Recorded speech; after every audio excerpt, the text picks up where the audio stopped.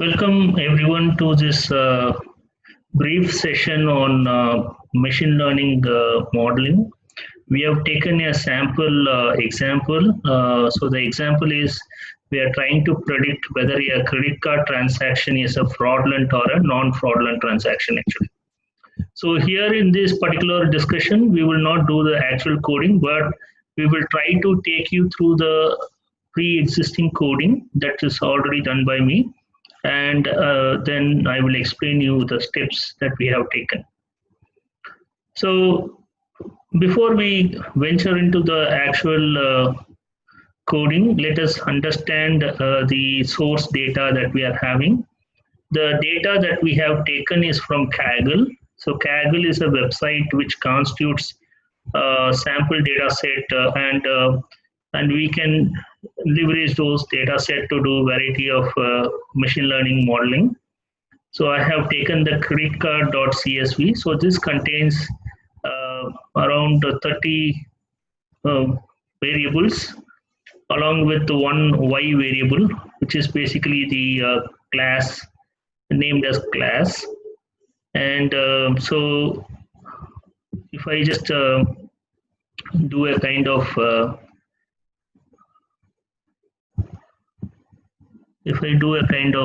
filtering, so I'm just going to click on filter, and now I have done the filtering. So if I click on the class, there are two values appearing, 0 and 1. So 0 means it is a non-fraudulent transaction. 1 means it is a fraudulent transaction.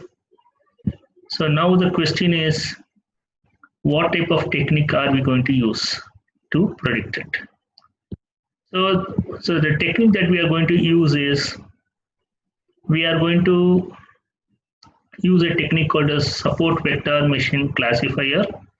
So for any classifier, the target variable or the y variable, which in our case is class, we are going to use, it should be categorical in nature, or it can also be nominal and ordinal. So here we have the categorical data type for this particular variable, and we have the remaining x values, amount and other variables.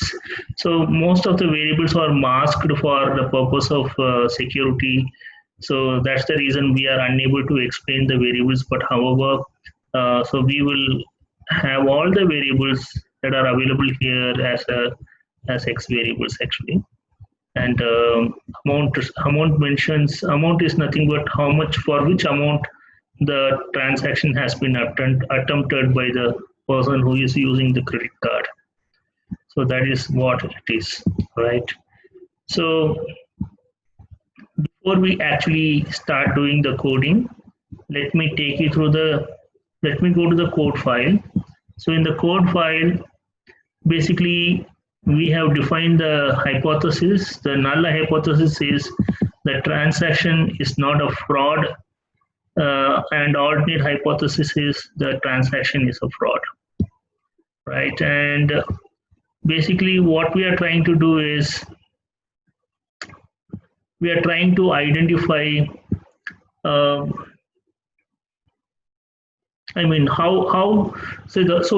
me explain you about modeling. So here what happens is, right now in the Excel data, I'm having around 287,000 plus records, right? So this 287,000 records or 84,000 records basically will have different patterns within the data set, right? So these patterns are formed by the combination of all these x variables, and that basis this combination of patterns in the x, we will get the result in y, which is either 0 or 1. So now, so the modeling is going to take up almost 70% of the data as a learning for learning purpose. It will go through all the patterns within it, and it will identify. Uh, it will learn by itself those experiences, and so basis that experiences, remaining 30% of the data will be given to the machine learn to the modeling, and the modeling will try to predict whether the particular transaction is fraudulent or not. So that predicted result will be compared against the actual result. So through this, we will come to know whether the transaction, whether the modeling is performing in an accurate fashion or not. So this is the approach that we are going to take. I hope you're able to understand it. So now I'm getting into the actual file, and so here I'm using something called as I'm using the Python programming here. So this is a Python code.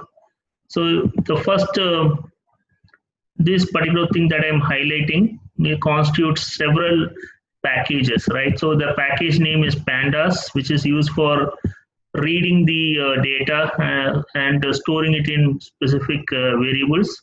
And this is NumPy is basically for doing a lot of lot of numerical operations. We can use NumPy, and we have something called as matplotlib.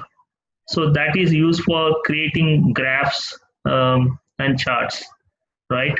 And if at all I wanted to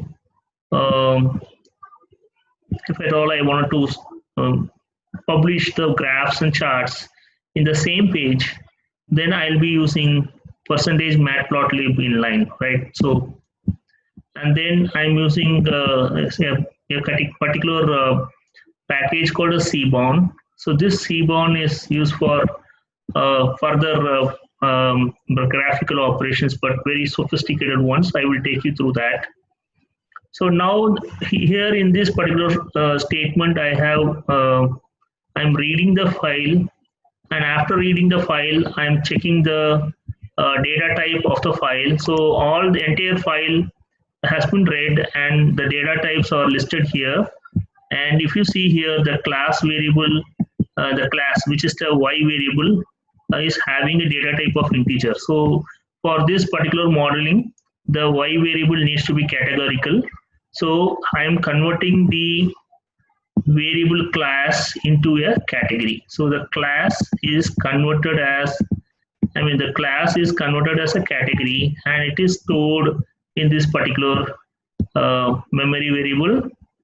And then once it is done, if I display it, you see here, now the class has been changed to category, right? And next thing is I'm trying to find out whether there are any null values. This is one of the best practice to be adopted.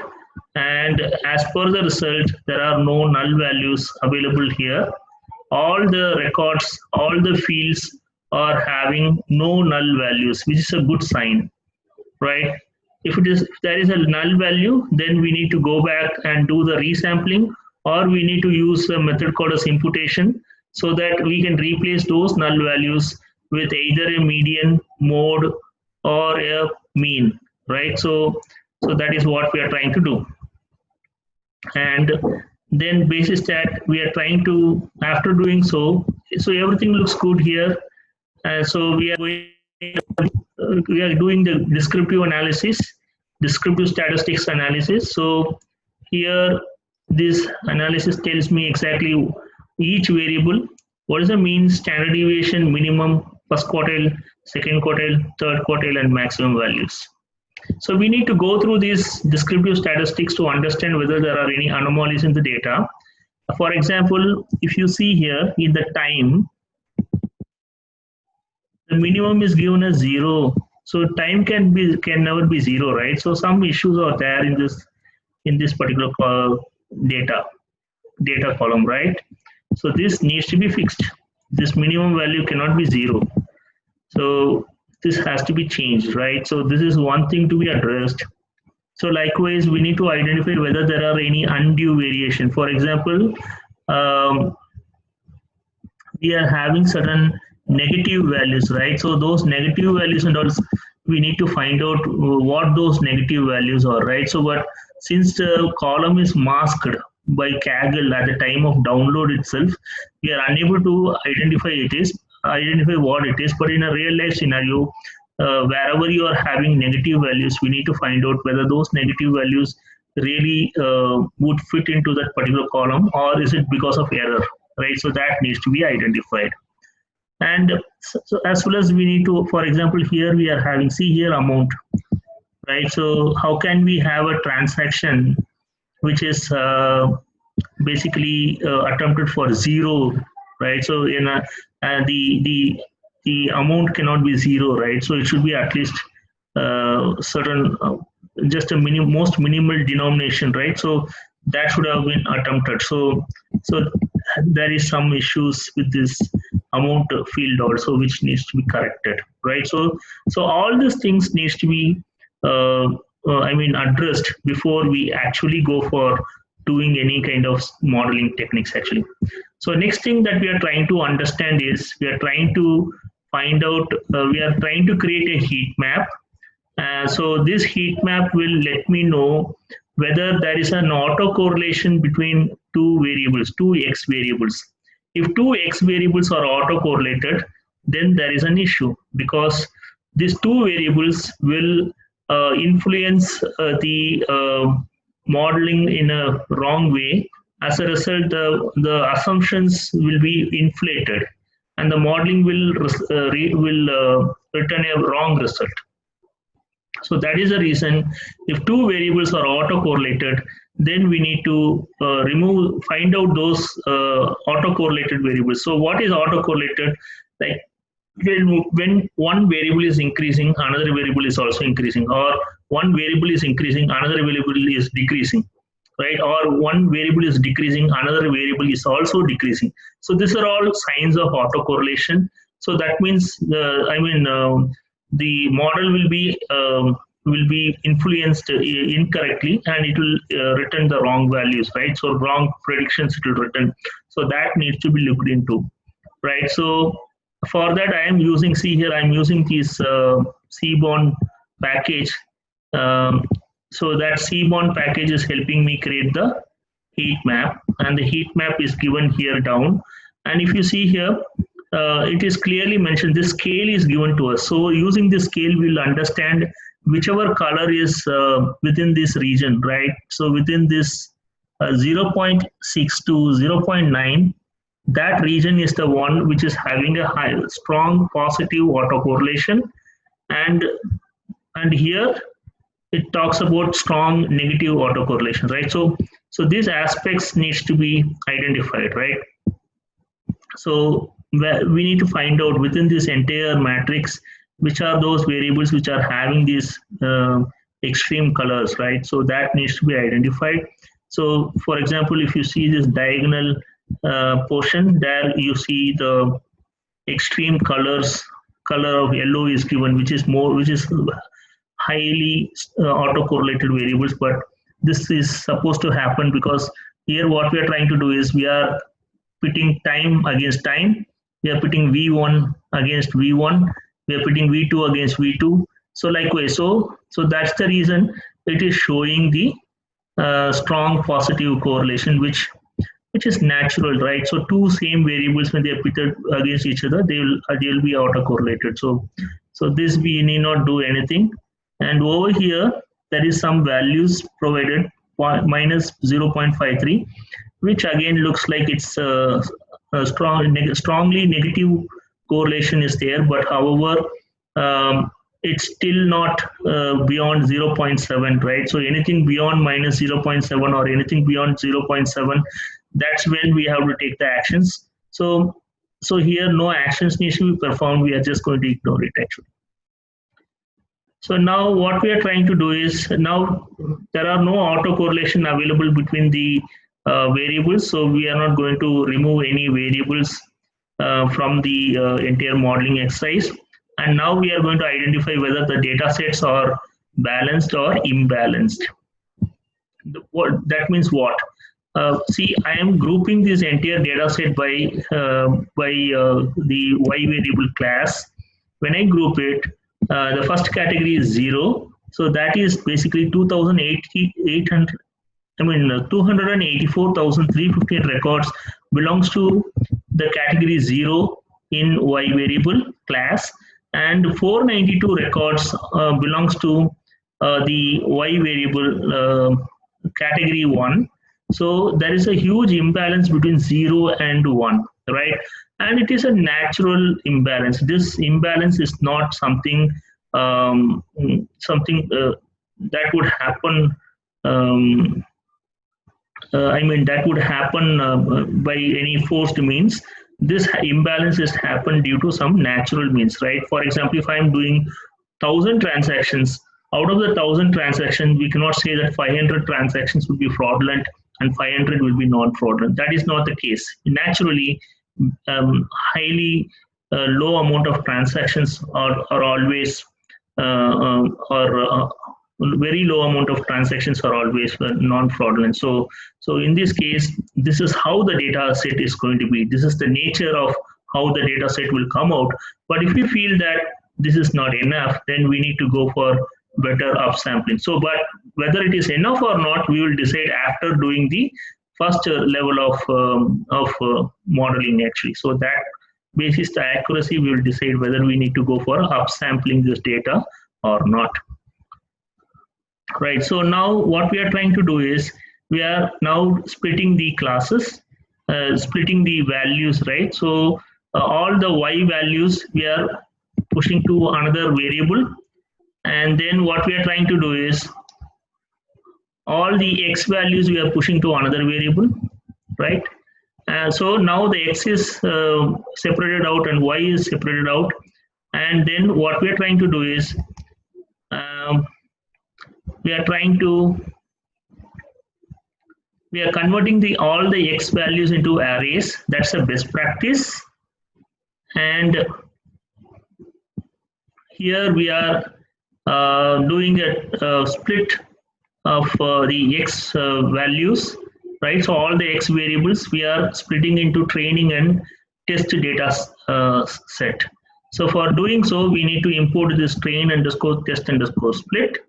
And that is a package which will help us to do the splitting of the x variables into train and test data set.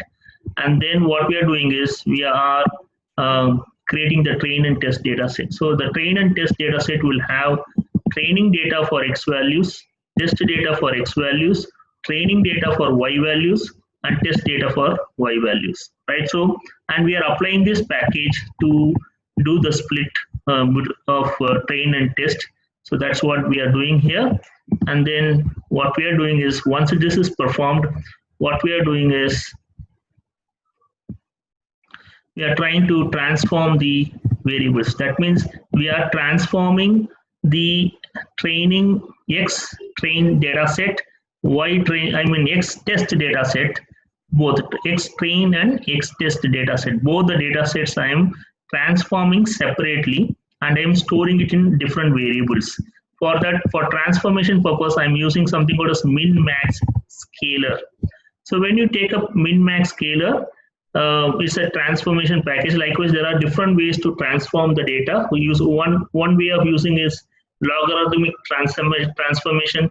Another is basically we can use the z-value transformation. So likewise, there are different ways of transforming the data.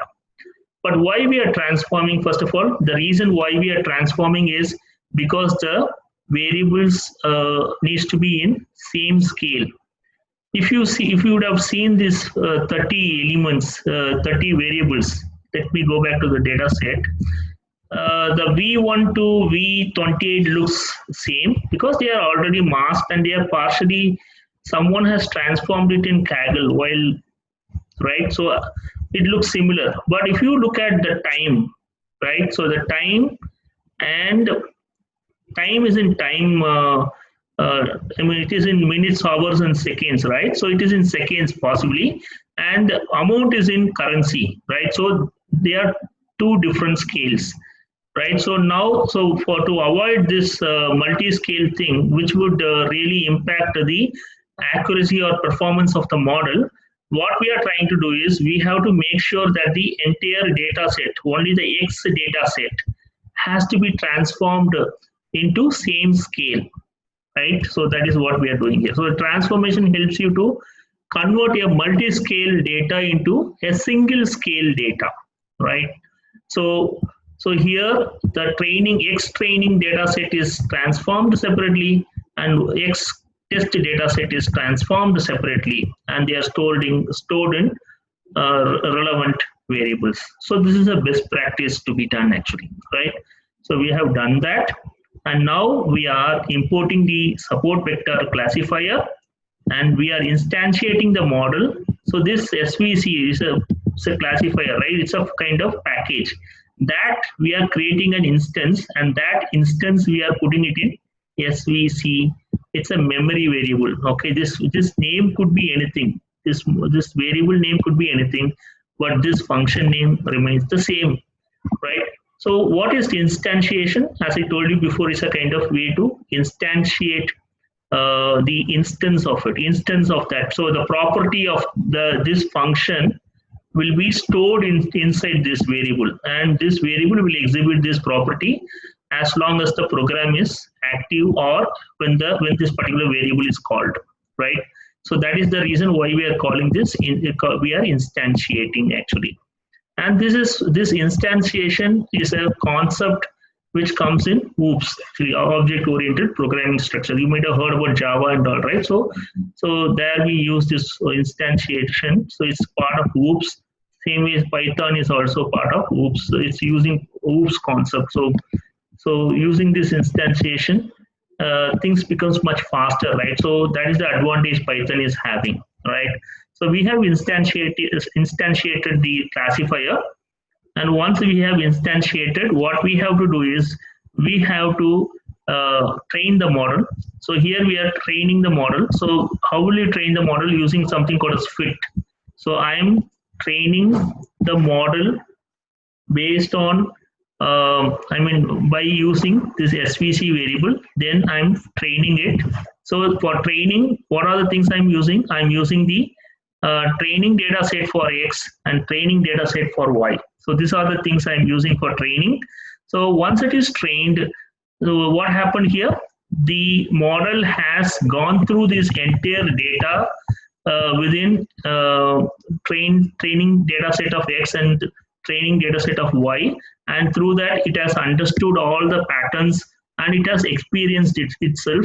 For these patterns, what will be the value in Y? That understanding, that learning will happen here, right? So that is what we are talking about, training the model. Once the model has been trained, then I'm trying to call it for testing actually. So I have trained it, now I am calling it for testing purpose. So when I called this same model for testing purpose, I got to understand that in training time, the model is performing at 99% accuracy, and in testing time also it is able to perform at 99% accuracy. So I'm trying to find out whether this 99% accuracy can further be improved. I'm using a technique called as C is equal to 1000. That technique I'm using. So using the technique, I'm trying to find out whether the model's accuracy is optimized, but still it remains the same. Right? So in both training and test, in both the places, it is at 99% only.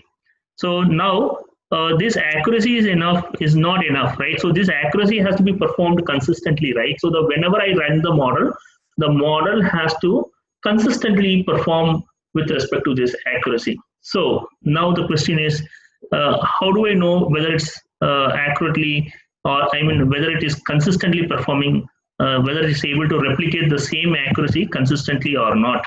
So for that, I'm going to use something called as confusion matrix. So this confusion matrix, I'm calling the confusion matrix. So using this confusion matrix, I'm able to have these, I'm able to have this. So let me open this confusion matrix. Here I have explained here itself. So what happens here is, let me open what this confusion matrix is all about. So here we are having 0 and a 0, 1 and a 1. And what I'm trying to do is I'm just copying and pasting these things.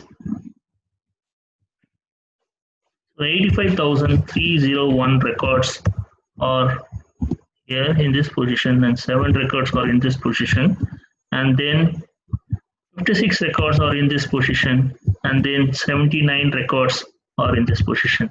So the explanation for this confusion matrix is 85,301 records which are actually zero, or basically defined as zero by the model. That means the model has accurately predicted 85,301 records as zero, which is a good thing. And then 7 records, which is actually zero, the model has predicted as 1. And then 79 records, which are actually 1, the model has predicted it as 0. 56 records, which are actually 1, the model has predicted as 1. So this is correct, this is incorrect. This is correct, this is incorrect, right? So let's put the relevant markings here so that we'll understand exactly. So this is correct. Model has it correctly predicted as 0, which is correct. Here it is 0, but model has predicted it as 7. Here it is 1 and model has predicted it as 1, and this is actually 0. Actually 1, but the model has predicted it as 0, right? So we'll retest. So this is the thing, right? So now question is we need to find out precision and recall to determine whether the model will perform consistently and in which place it is performing consistently, right? So that 99% accuracy it has to be consistently, right? For that we are going to use something called as precision and recall. So this precision and recall formula is given here. So the formula for precision, so here is this. So what I'm trying to do is, first of all, let me go with recall. So recall formula is given here. So recall formula for 0 is true positive, TP means true positive, and FN is false negative, right? So true positive is for 0, it is actually 0, and model has predicted as 0 is 85,301 records. So that has come out. And then it is actually 0, but model has predicted it as 1. That is coming to 7 records, right? So that's over here. That's what I have mentioned, right? So it's going to be 85,301 records which are actually 0 or predicted correctly as 0 divided by 85,301. That means true positive plus false negative, which is 7, right?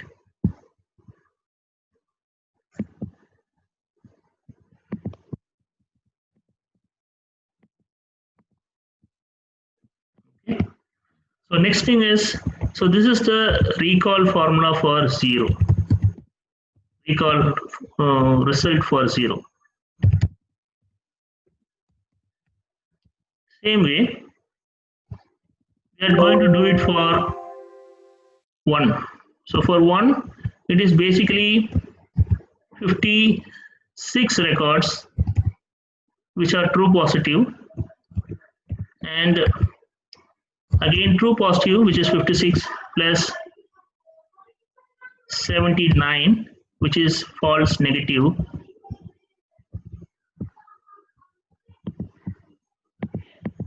right? So this is the recall formula for 1. So next thing is we are going to go for precision formula. Precision basically for 0 and 1. So here the precision formula is this. The precision formula is true positive divided by true positive plus false positive. That means, so true positive is for 0 is 85,301 divided by 85,301 plus false positive is this 79 records. That is the false positive. So that means this one, 79 records which are actually 1 are brought under 0. So that is false positive. So that's getting considered here actually. And then we are having 1. So the true positive here is 56. Again true positive.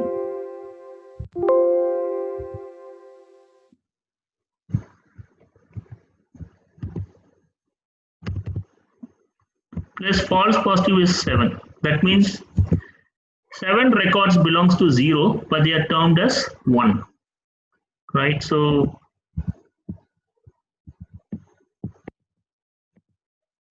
the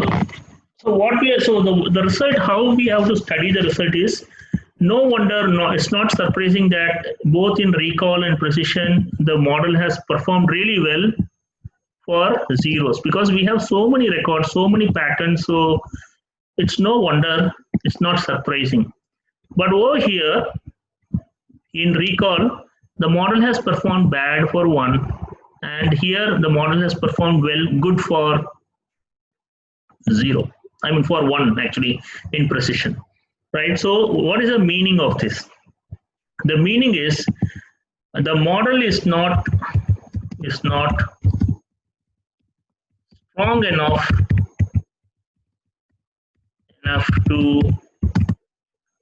identify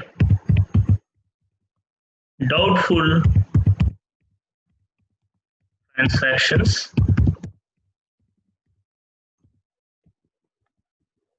but once identified, once doubtful transactions are identified,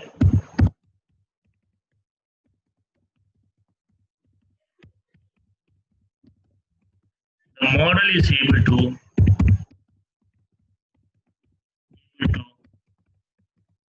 correctly identify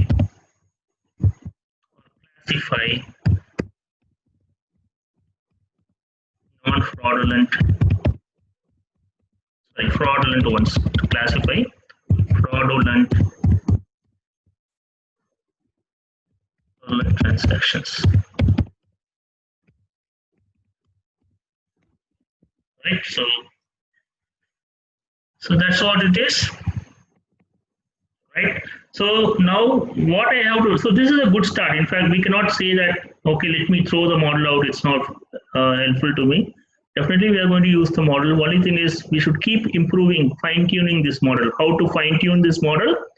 We have to give more scenarios for this model, the fraud based scenarios, right? So we have to have more scenarios relevant to category 1. That we need to provide through the model. That is intervention 1 to be done. Intervention 2 is we have to find out whether the model is having the right X variables, whether any other new variable has to be brought in. That also needs to be identified. These are the 2 interventions to be done, right? To be done, which is explained here. I have explained here again, right? So here, so here model is having a high recall of 99% for 0 but low score of 44.4. This indicates the model is not equipped with the right power to catch more of doubtful transactions before it is actually classified as fraudulent. Hence, there is a need to add the right fields into the model. This will equip the model with better power to capture doubtful transactions, right? But here with respect to precision, model is having a high precision of 99.9% for 0 and 88.8% for 1 respectively. It is an indication that the model is well robust enough to classify correctly that the transaction is fraudulent or not fraudulent, right? So So capturing the doubtful transaction is a problem, but once captured, the model is able to classify it correctly. Right. So for fine tuning, two things to be done. We need to check whether the right variables are there. Second thing is we have to give more, more scenarios related to one, which is fraudulent, to be given to this model. If you give it, then the model's performance will keep going up actually, and this 44% will keep increasing. So that is the conclusion. So thank you so much for attending this session. Bye.